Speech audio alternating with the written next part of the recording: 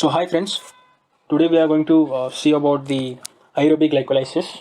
In the first part, we saw about the basics of the glycolysis and also the anaerobic glycolysis, that is the glycolysis that takes place without the presence of oxygen. And in this, we are going to see about the aerobic glycolysis, that is the glycolysis that takes place in the presence of oxygen. So let's move on to the topic. But before going to the video, please subscribe to Dr. Great and press the bell icon to receive the latest updates.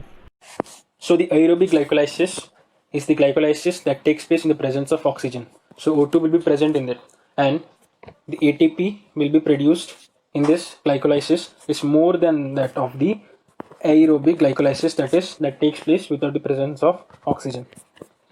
So it occurs in the presence of oxygen, as mentioned.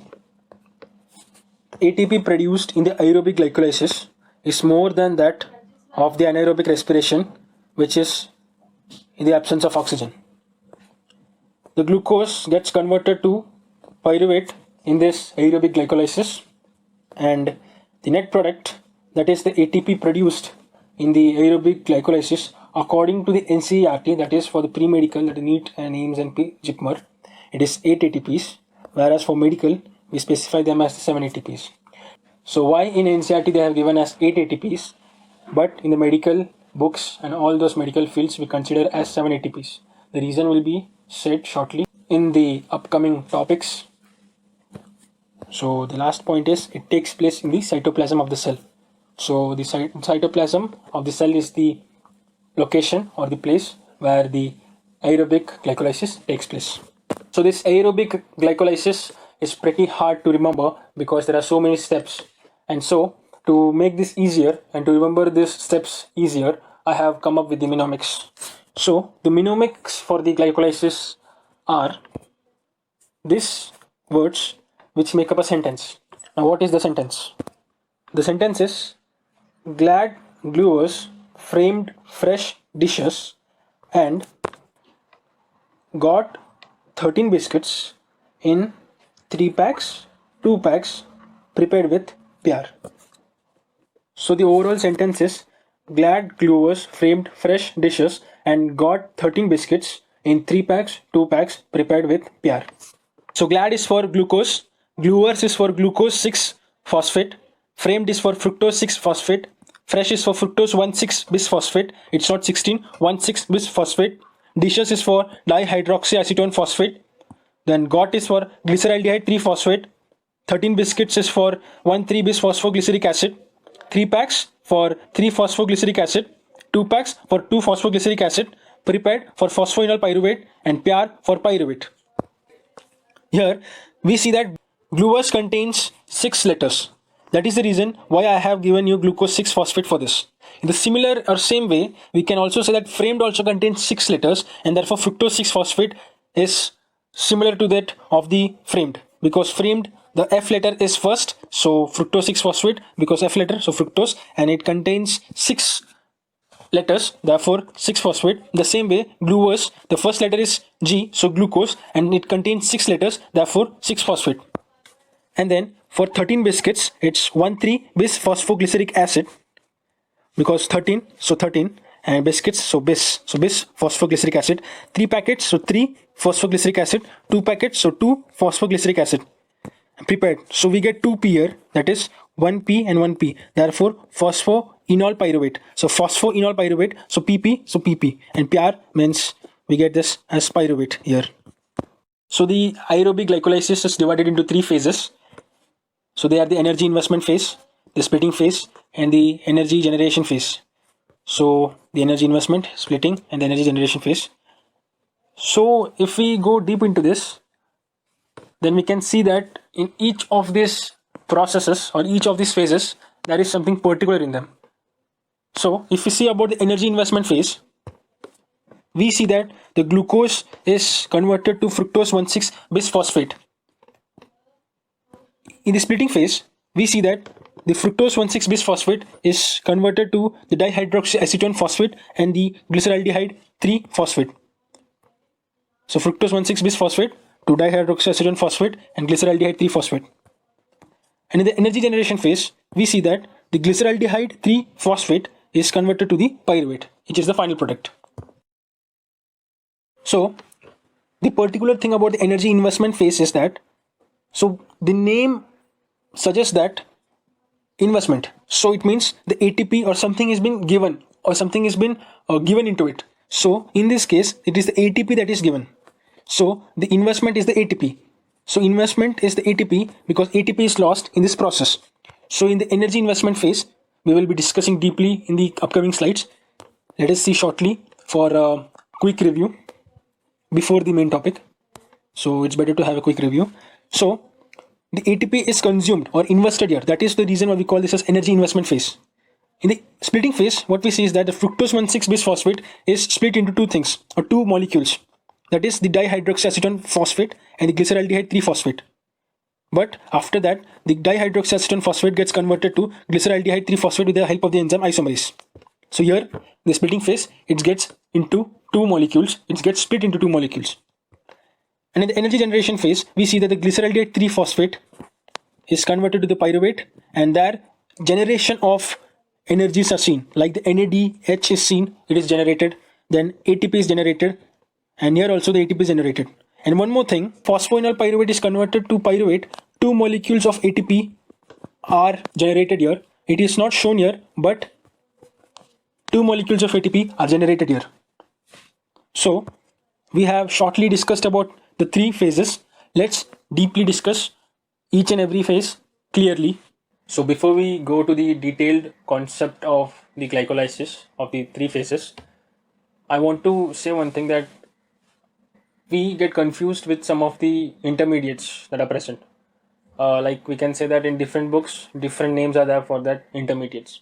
For example, the fructose 1,6-bisphosphate is also called as fructose 1,6-diphosphate. So fructose 1,6-diphosphate is the name, and both are same, but in some books they are differently mentioned. In the similar way, 1,3-bisphosphoglyceric acid is also mentioned as 1,3-diphosphoglyceric acid. Sorry, comma should be here in between 1 and 3. So 1,3-diphosphoglyceric acid, 1,3. And similarly, 3-phosphoglyceric acid is also mentioned as 3-phosphoglycerate. So we have to be clear about this, because if we refer, or if anyone refers many books, then the names are differently mentioned. So don't get confused with these names. So the first phase is the energy investment phase. So this phase has been named as the energy investment phase because the ATP is invested here. So there are two molecules of ATP together which are consumed in this phase, and in this phase there is no gain of ATP. That is the reason why this phase has been mentioned as the energy investment phase, because the ATP is invested here or consumed here. So the glucose is converted to glucose 6-phosphate with the help of the enzyme hexokinase. Then this glucose 6-phosphate is converted to fructose with the help of the enzyme isomerase here. It is also called as phosphoglucoisomerase. Then from fructose 6-phosphate, it gets converted to fructose 1,6-bisphosphate or diphosphate with the help of the enzyme phosphofructokinase. So there are two places where this ATP is consumed. The first one is this, where the glucose is converted to glucose 6-phosphate, and the second where fructose 6-phosphate is converted to fructose 1,6-bisphosphate. So to remember the enzymes, actually remembering the enzymes is a hectic task, but this can be done with the help of the trick that is very easy to use. For example, we see here that glucose 6-phosphate is converted to fructose 6-phosphate. So to make out the enzyme, we can do one thing. We can first take the phosphate, that is the suffix we can say, it is not the right word, but for the trick we can use it.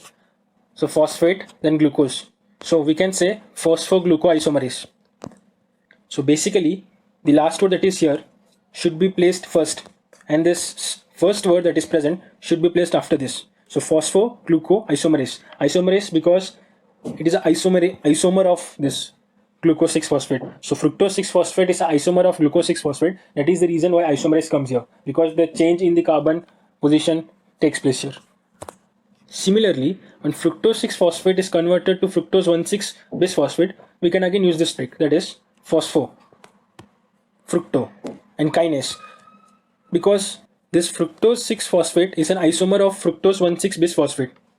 There is only the change in the positioning of carbon here. That is the reason why we mention here as phosphofructokinase. So if you see the name phosphofructokinase, kinase because it breaks down into fructose 1,6. So carbon is placed in two positions. That is first of the carbon of the parent carbon, we can say, if we clearly want to say parent carbon, and next one is the sixth position of the parent carbon.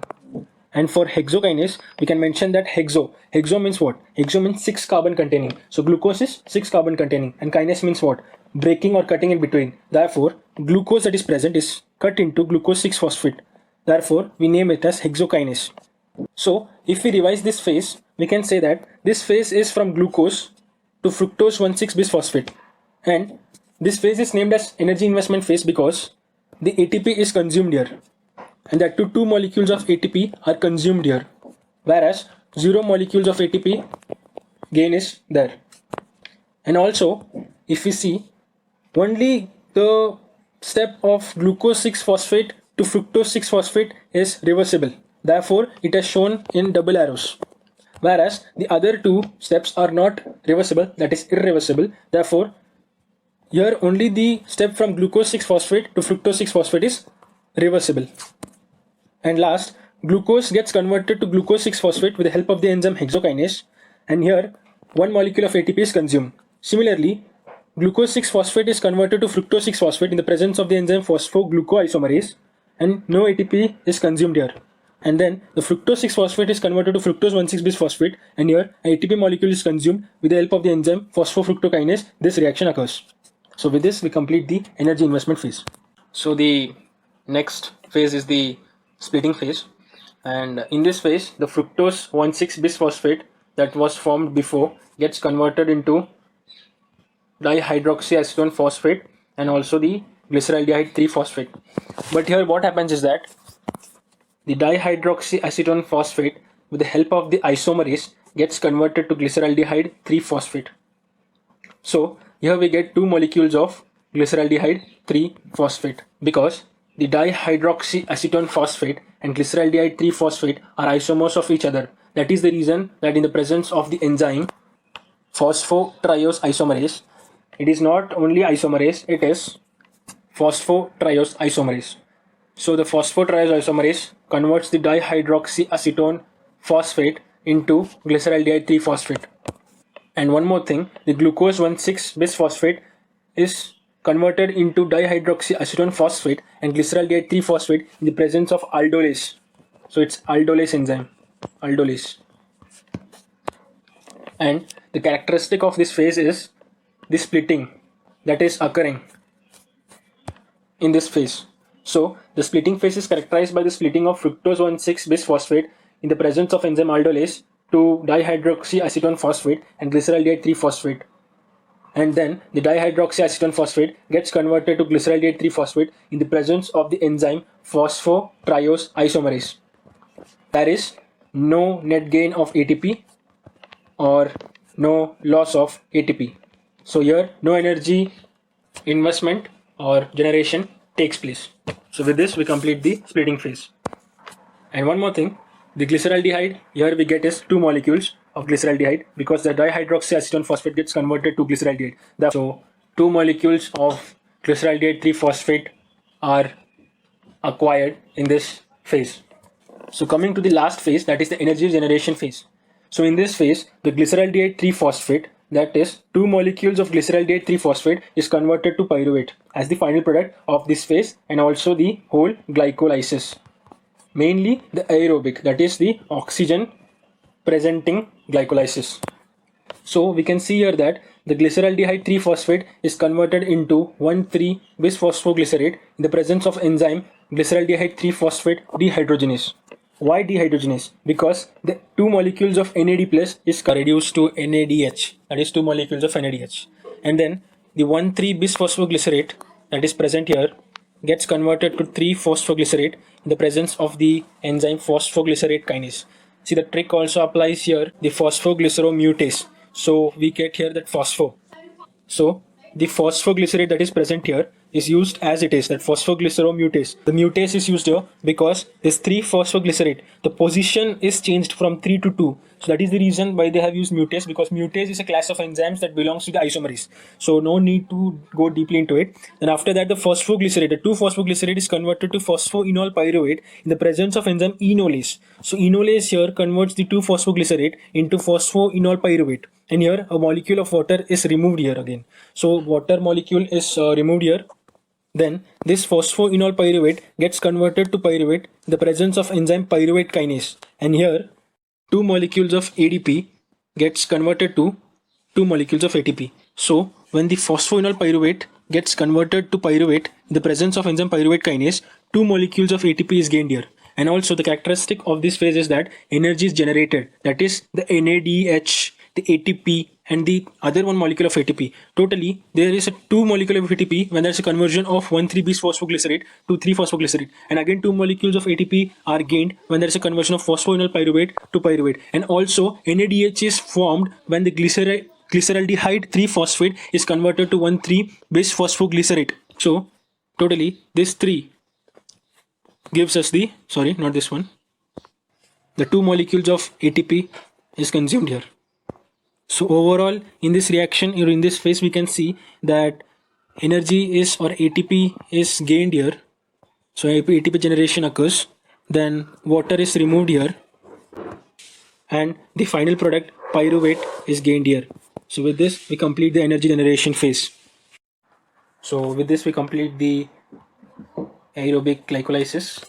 In the previous video we completed the anaerobic glycolysis, and in the upcoming video we will be talking about the energetics, that is the number of ATPs gained, and also the reduction of the NADP and the energy derived from them, because from NADP also we derive the energies, that is in the form of ATP. So the ATP gain and all those energetics will be discussed in the next video. And like the video if you found it worthful, and please subscribe to my channel and support me so that we can clear the concepts and help others. So thank you all once again.